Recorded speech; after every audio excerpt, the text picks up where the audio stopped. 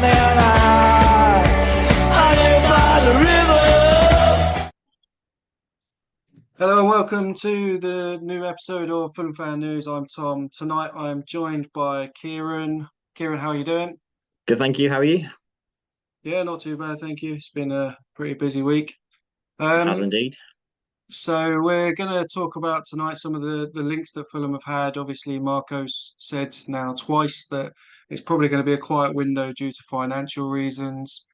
Everybody is losing their rag because apparently there's a £50 million burning in the pocket ready to be spent.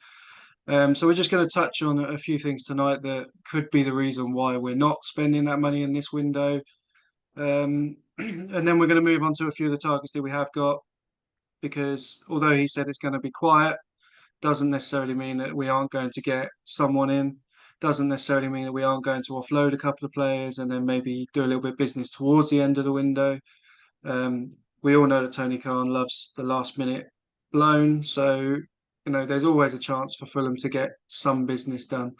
Um, First of all, I'd just like to talk a bit about the dreaded FFP. We've seen recently that Forest could be in a bit of trouble, and of course Everton have had their trouble. So the reason that this profit and sustainability, or PSR as it's been shortened to, is such an issue this year is because it's been brought forward to the end of December. They want all the accounts in by the 31st of December, and doing so, it means that they can have their punishments in place by the end of the season. The reason for this is because Leicester, Southampton, and Leeds went down last season, and they're ready to make a complaint to sue Everton because they believe had Everton got their points deduction before, one of them would have stayed up. So they're all ready to go at Everton basically and try and get some money out of them for that reason. In doing so, it means that all the clubs are up against it, financial fair play wise. There are some that will know for sure that they're going to pass, they're going to be absolutely fine. But in recent years, Fulham have been up against it quite badly. And that's why we haven't seen any real significant splurges since the dreaded 100 million splurge in 2018. And for that reason, yeah, Fulham have been pretty much on the line of FFP. There's obviously also that most of Fulham's revenue comes from TV rights and the stadium, and we've obviously got half of our stadium pretty much missing at this moment in time. Not through any fault of our own, let's say, because the contractors that were dealing with it went bust, and now new contractors are needed, and hopefully by the beginning of the next season, we will see that the Riverside stand opened fully. Um, Also, there are some people saying that this could be a negotiation tactic by Marco, by Fulham. We know how much he loves to downplay things. We know how much he loves to say, this player isn't available, and then we see this player in the team. So, Marco isn't, he does like to tell a little white lie every now and then, and this could be a negotiation tactic to get Fulham ahead of their competition in the market, because there might not be a great deal of money to spend. And if we can get ahead, get our foot in the door, we might be able to get one or two of those players in. Kieran, do you have anything to add on the finances of transfer windows before we Not move really. on to the I think targets? you've summarised it quite nicely there. I think if it means the club are being doing things sustainably and meeting their FFP sort of like targets and stuff, I think that's quite important especially for the long term future of the club when we go into more. If we're pushing for Europe, I think spending big on players could be something we need to step up a little bit. So I think sorting out the background sort of stuff now, when we're comfortable in mid table of the Premier League, I think is a sensible thing to do. Meaning in future seasons and in future transfer windows, we then can don't need to worry about all of that sort of stuff. We can then use the money we have, and then you'll see your sort of splurges, as you say, on the players, and see hopefully more players be linked with earlier in the windows and that sort of stuff. So yeah, hopefully we can see some people come in as well as all of this happening. But as you say, Marco said it'll be a quiet one, even if it is a negotiation tactic. Yeah, no, I agree. And also, I think we've seen it from pretty much every manager so far. They've said, you know, we're not going to sign anyone. We're going to be up against it trying to sign someone. It's all apparently down to the finances. Now, I'm not an accountant. I don't know for sure. I've done a bit of research into it, but I'm not the guy to talk to about it. Obviously, it means it's not going to be as exciting as people thought it was going to be. A lot of people thought Marco signed a new deal. He's going to get the money in January. I think personally, for me, if we can keep this squad together, and get to the summer and then have a bit more money to spend in the summer rather than going and buying a player who potentially in the summer might be 20 million for 40 million now.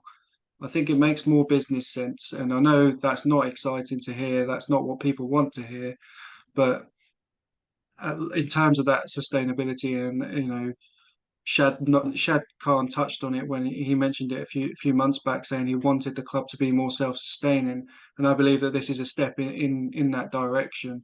I had a chat with someone last night who I explained it to them. We could sell Zhao now for 65 million and then go and buy two players overpriced in the January market because they're all overpriced in the January market. There are a few bargains about. There are a few loans to pick up, potentially loans with options to buy, but it is an overpriced market in January, and it's a very small market to work in because no one wants to lose especially their as best it's players. especially as it's the middle of the season as well. Yeah, no one I wants to think lose their best players. yeah, No one wants to I lose them. think it's also really important to note that Marco signed a new deal, obviously towards the start of the season, which I think is really important to focus on in these sorts of situations when you're expecting players to come in. But the fact that Marco signed that deal means he's had a conversation with the owners, he's had a conversation with the background people, and there is a project there that will Mhm. be happening in the near future. Whether it may not be now, because obviously we're sorting out all this finance stuff, but there is a project to be built, and Marco is the head of it, and the head of that project. It's you just got to have patience. We've seen plenty of Arsenal fans say it in the past, but trust the process. It worked with Arteta. I'm trusting it will work with Marco because he's a good manager. He's got a good ambition, and I think we will see some business start to take off in the summer more than what we can expect in January. I think if it is going to be a quiet January, I think the bare minimum we can expect is both our loans to be used, if that. Yeah, yeah. I mean, I have to agree. I think they have to be loans with options to buy or obligations to buy because I think Marco mentioned it in the Athletic, saying that he doesn't like loans unless they're going to be part of his team long term, basically. Mm. So I think it would have to be something like we'll touch on the targets in a moment, but was one tonight, Willie Nonta. He was a target back in the summer as well, and he's one that is fallen out of favour at least. But we all know that he's got the ability to play in the Premier League. Sort of loan with an obligation to buy for that sort of deal would be perfect in Mm. my eyes. It's a guy that's played in the Premier League. He's an Italian international. He's young. He plays off the left, so he'd be a perfect replacement for Willian when Willian eventually moves on. For me, that's tick tick tick. That's go and get this boy in as quickly as possible. But in terms of the striker, I've seen links to Vangelis Pavlidis. I've seen links to Andre Silva, Bobby Firmino. You know, for me, the one that makes sense there is Pavlidis because he's younger, um, and I believe available for around 20 million euros. Obviously, someone could come nick him in January. That could happen, but if he's still around in the summer, he'd be one that I'd look at. But at this moment in time, I think for Fulham, it's going to be about getting a couple of players in just to help with the depth, just to tide us over Yeah, to the summer.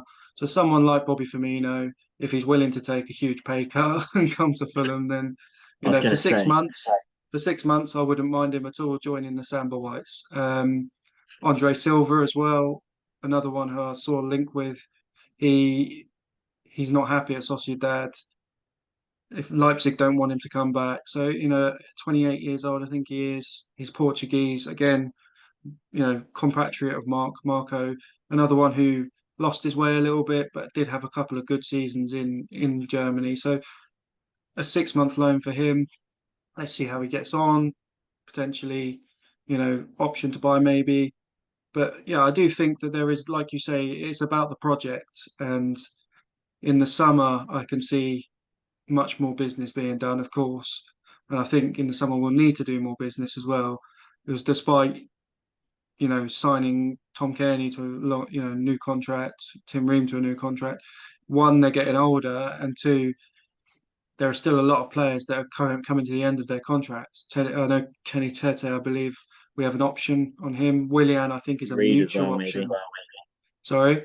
Bobby Reed, isn't he coming to his contract soon? Bobby Reed coming to the end of his. Tosin, obviously, we all know about Tosin, but I think um, I think Willian is a mutual extension. So if we say yes and he says no, then it doesn't happen. If that makes sense. So Yeah.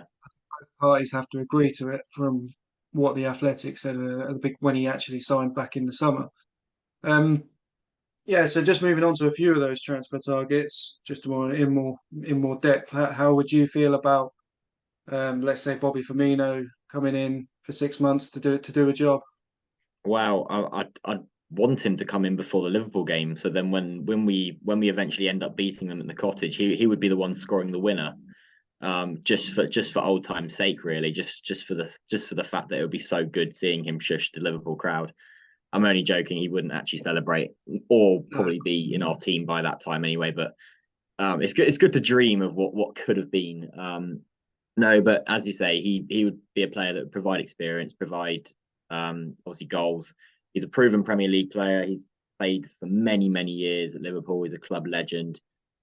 He's gone over to the Saudi League for his big paycheck, and because obviously he may not be up to the Premier League level anymore, but I think he still is. I think he's. We've seen what Marco's done with Willian. He's got a few more years out of what was an absolutely amazing player in his previous couple clubs. I think Firmino again could be another case of if he does come in, whether it's a loan or whether it's permanently. Again, it will be another case of Marco working his magic and really squeezing the best out of what is still a really good player, and I think fitting with the Portuguese roots as well. I think it will go. He should be a match made in heaven for Fulham, but I guess we'll see where it goes. But I'd be happy with him. But I think longer term we could be looking for someone else, as you say, like Vangelis Pavlidis, who we can firmly say would be a long-term striker option for our team. Like as Joe said in a previous episode, like someone we can say, yes, this is our striker. This is the man we want to lead the line for Fulham, rather than just having some temporary strikers like Jimenez, for example. He's a temporary fix to the Mitrovic problem, and I think I'd see Bobby Firmino fit that category as well. So yeah, it'd be good, but not long term. Yeah, I agree. I think again he's 32, I believe, Firmino. Mm. So again, it's just a short term fix, but also for 6 months to add that depth. Let's say instead of a Vinicius or instead of a Menez, it's You I've take used the it. You analogy. take it any day of the week. Yeah, I've used the analogy before. It's a Ferrari coming in for an escort, so it's Yeah.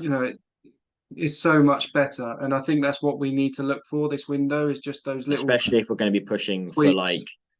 especially if we're going to be pushing for top half of the Premier League, or whether we want to go on another cup run in the FA Cup, or even if we want to win the Carabao Cup, like if we even get that far with the team we've currently got.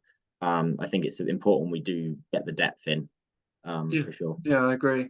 Talking on that, I just want to talk to you about a few of the links for players going out, and obviously, first of all, Luke Harris has finally joined Exeter on loan for the rest of the season. He was meant to join in the summer, but it didn't happen for whatever reasons.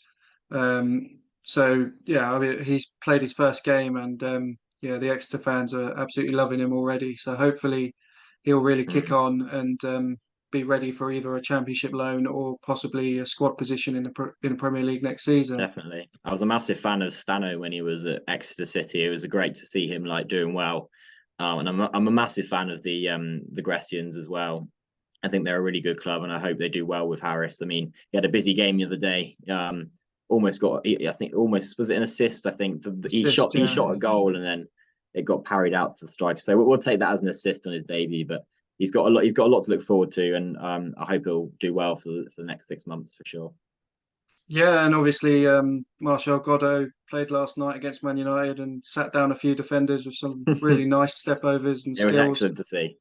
He tired towards the end, but he definitely looks like he's got the ability. Oh, definitely. A few it's loans and he'll be a Premier League player. Absolutely. I think he needs a Championship loan next year, but also obviously his contract is up next summer, so I think that's another one we really need to A new tie down. contract and a championship loan will do him the world of good, I think. Absolutely, and obviously Jay Stansfield's now under a different manager, third one of the season already at Birmingham with Tony Mowbray coming in. Um, I think he's their main man. I think he knows that he's their main man, and I don't see him being recalled, and I don't see him being recalled to go anywhere else either. So Mm. I think he's their main man for the season to keep them in the league, and I think he'll do it. They'll do it as a team, and I think he'll thrive under the pressure because he's obviously Yeah, their top goal scorer, and he's they've got to turn it around. So I he's think he'll doing be well. crucial So in Birmingham turning their season around because it's gone from good to bad, and now they've got to turn it around to good again. So yeah, I also I also think that it's key for Stansfield himself because definitely being him under for that him for his pressure, career as well.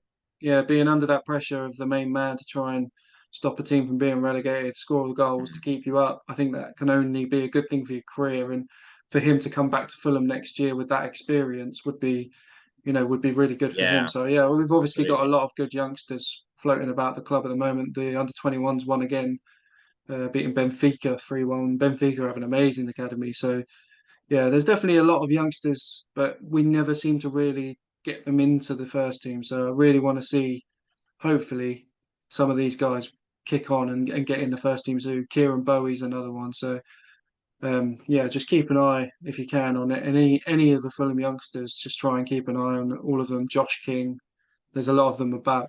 So I just want to talk about some of the potential outgoings and where we may get a bit of money to strengthen the side.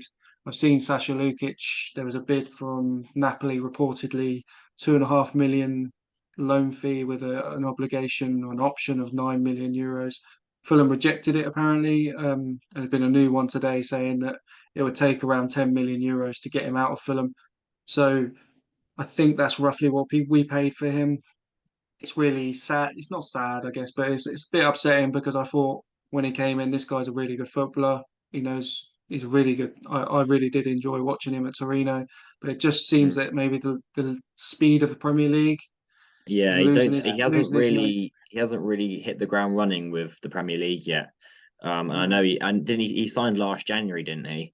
Yeah, last Uh, January. Yeah. so I know it's taken a little bit to get going, but you would have thought this side of the summer that he would kick on and really kind of push for a place alongside João Palhinha, but hasn't really happened. And I feel a little bit sorry because obviously he's struggling for game time as well with how well Kearney and Palhinha are obviously doing in that midfield, along the likes of Harrison Reed as well, who we know is proven in that position. So of course he did well against Rotherham in the FA Cup, which was good to see. But I think if he's going to struggle for game time, I think the only thing, I mean, we need to be realistic here. Like, if he's going to go, are we going to get someone else in, or is he going and we're not getting anyone else in, or is he staying and he's going to he's there for depth? I personally think he's going to stay and he's going to just obviously be how he's always been for the rest of the season, like so far, like just be there for depth.